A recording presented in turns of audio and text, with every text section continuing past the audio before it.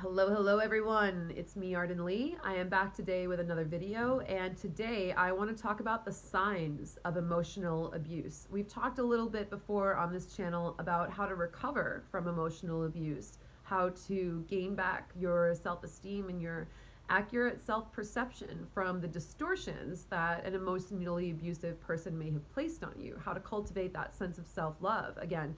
But what I realized was that not everyone may be in the point where they're ready to recover from an emotionally abusive relationship. Some people actually might need a video that confirms for them that what is happening in their relationship that's making them feel bad is indeed emotional abuse, because oftentimes it can really creep up on us because abusers don't show their true colors right away, because then we wouldn't get involved with them, right? Sometimes it just creeps up slowly, a nasty word here or there, like a dismissive look, something small. And then they somehow convince us that that was normal, or it was our fault, or something like that. So I went through and I made up a list essentially of a whole bunch of things that are signs that emotional abuse may be happening in a relationship. And as I sat and I brainstormed from my own experience. I did a little Googling also to fill in any gaps of what I might have missed. And I realized there's so many things out there that are signs of emotional abuse. It can happen in so many different ways.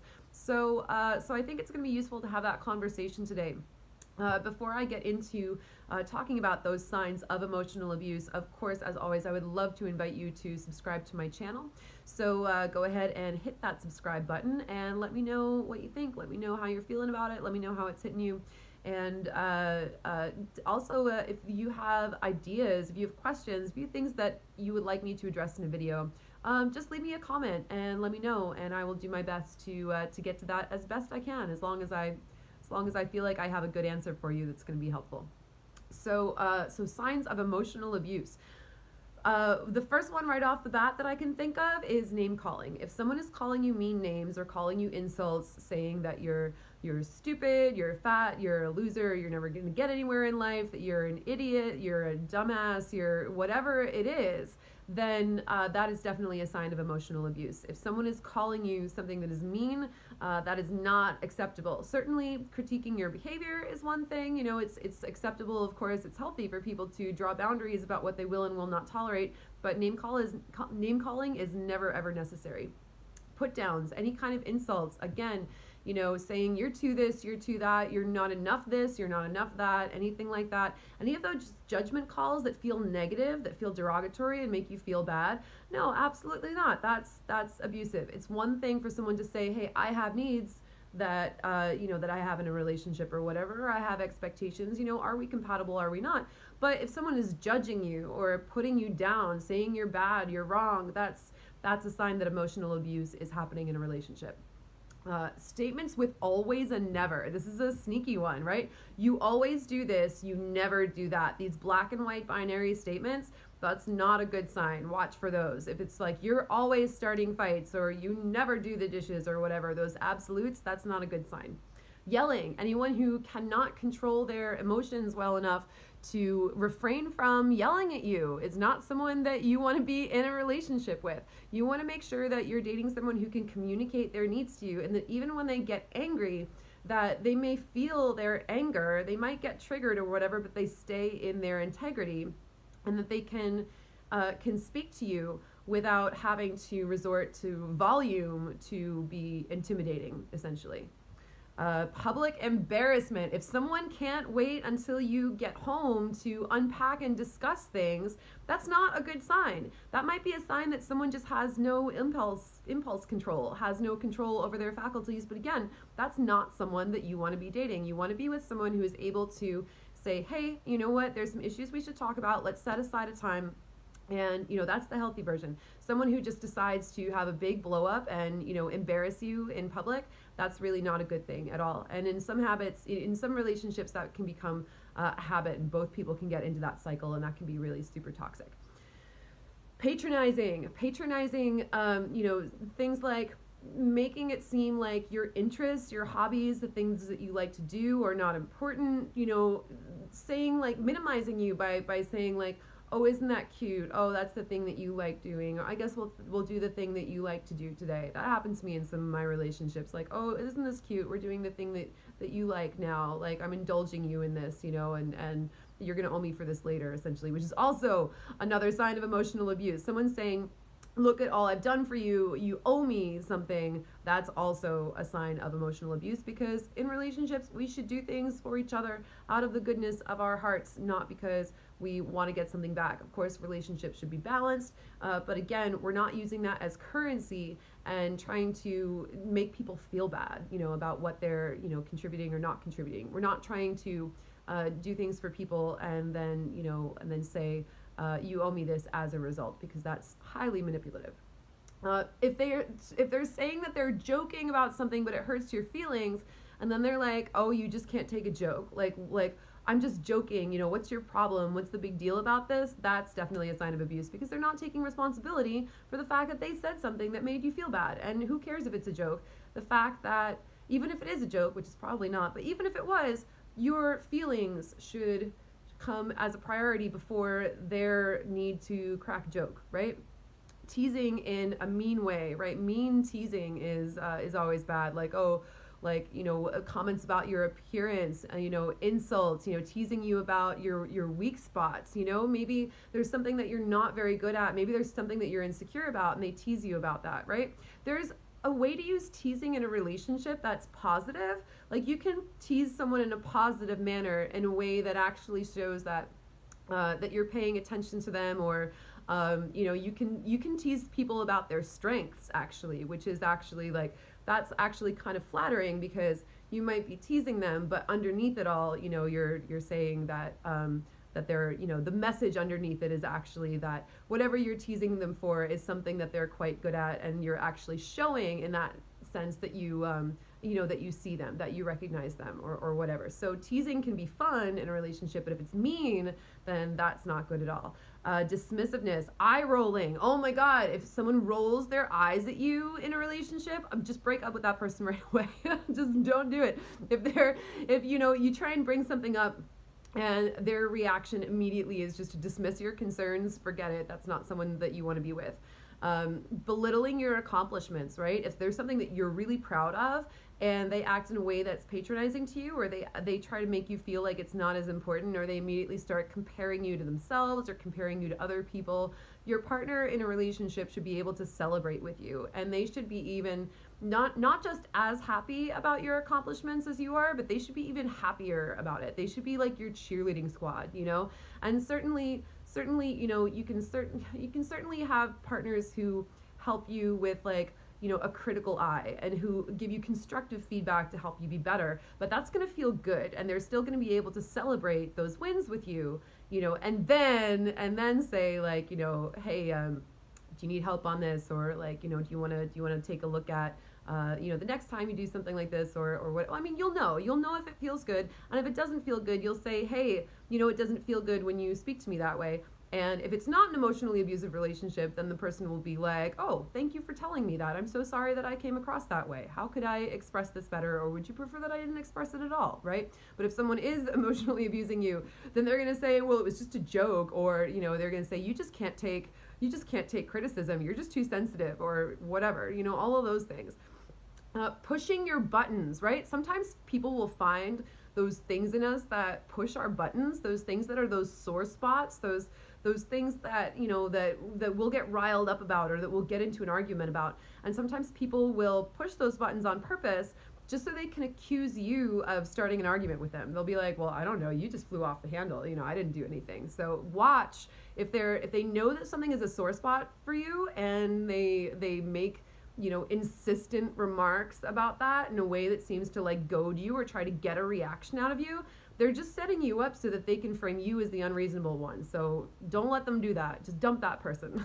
Threats, obviously. I hope that one's obvious, but if someone is threatening you physically, by the way, you have every right to call the authorities, and I mean, you have every right to get professional help if any of these things are happening, and it's certainly up to your discretion of your personal situation, which avenue you feel is going to be best for you. But if someone is threatening physical harm or physical violence, that is absolutely something that you're gonna, maybe want to document, and you're, if you're in that place where you feel good enough to go and get help from a friend, contact, the authorities, get a restraining order, if you can. I know also that our system is kind of fucked too, and it really neglects a lot of victims of especially emotional abuse, if it leaves no traces. But if you can have any, there are any physical threats, like, please do get to safety. It's just like, that's just something that you just don't want to fuck with, So any kind, but even, threats, there's also financial threats, right? There's also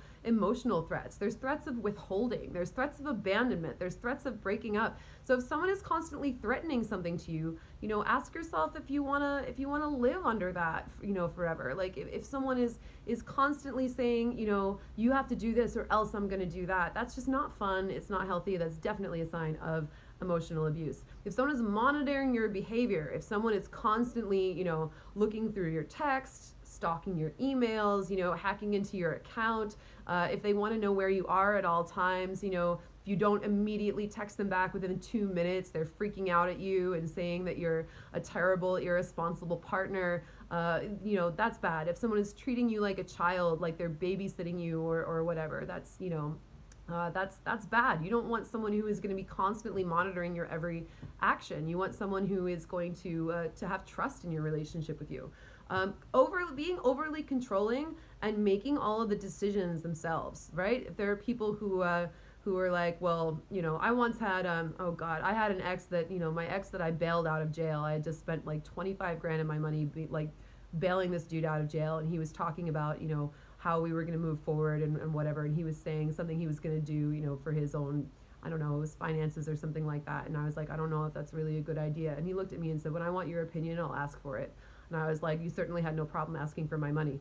And I was so stuck in that at that point that like even that wasn't what caused me to leave. So it's bad. It can be very bad. But if someone is trying to make all of those decisions about the relationship themselves, and they're not letting you have a voice in it, that's a really bad thing. So that is definitely a sign of emotional abuse. Ordering you around, acting like, like you're their personal servant or whatever. And I come from a BDSM background, which is why a lot of the emotional abuse that I experienced personally wasn't immediately recognizable, because ordering was like, it was a part of our relationship or whatever. But, there's a point where it wasn't healthy, it wasn't fun, it wasn't playful anymore. So if someone is ordering you to do things, that's really bad. If someone has a request of you in a relationship, they can ask you politely, and you have to be able to say no matter what. In a relationship, you always have to be able to draw a boundary and say no, and be able to do that safely. So if someone is ordering you and insisting that you do things, that's really bad. Walking out of a conversation is another one. If someone's, as soon as they don't like the way that things are going, they walk out the door and they're like, this is over, that's an abandonment trigger. That's absolutely abusive, especially for people who have issues with abandonment. And they might know also that might that might coincide with button pushing. They might know that you have that issue,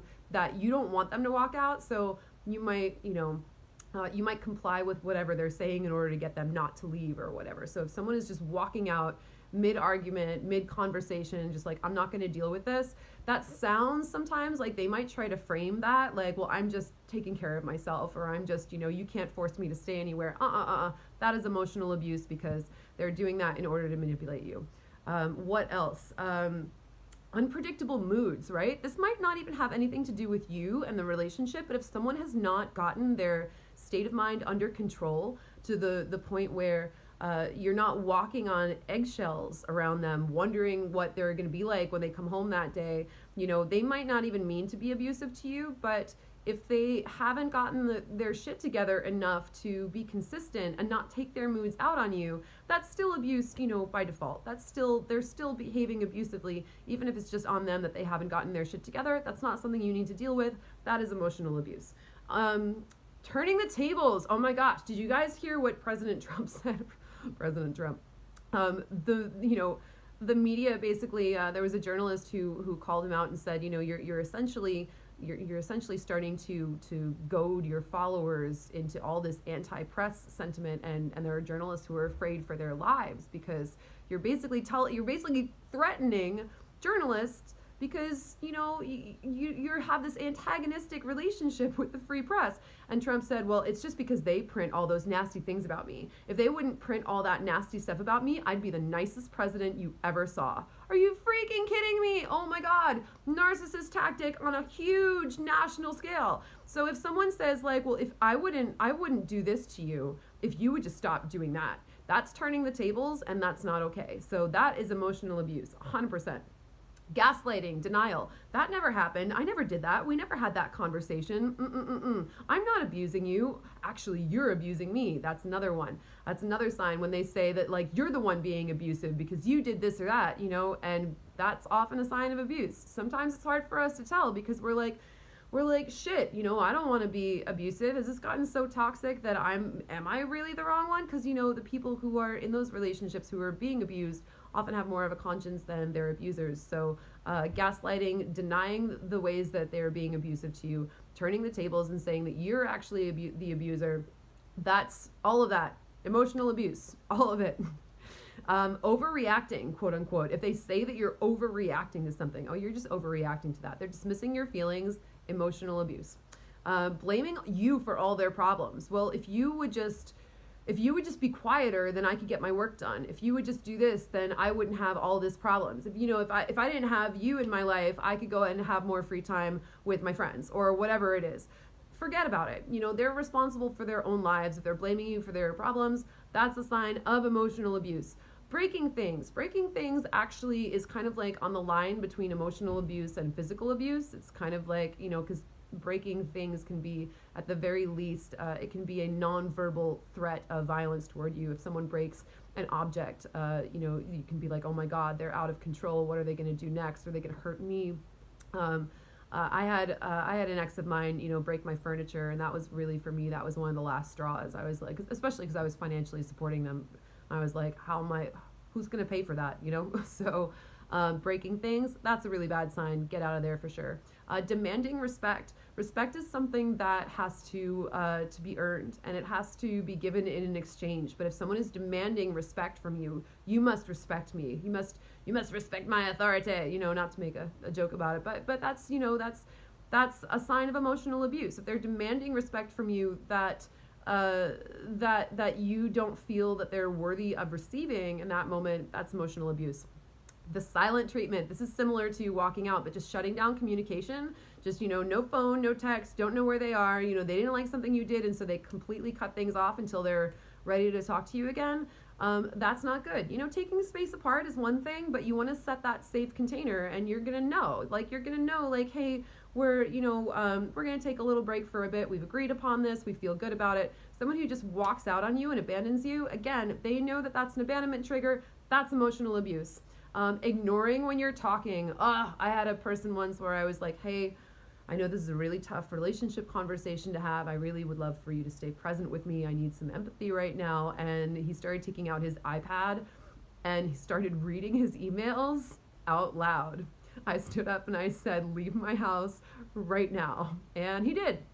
So that's emotional abuse. Ignoring what you're saying and loudly doing something else just to show that they're ignoring you, that is definitely a sign of emotional abuse.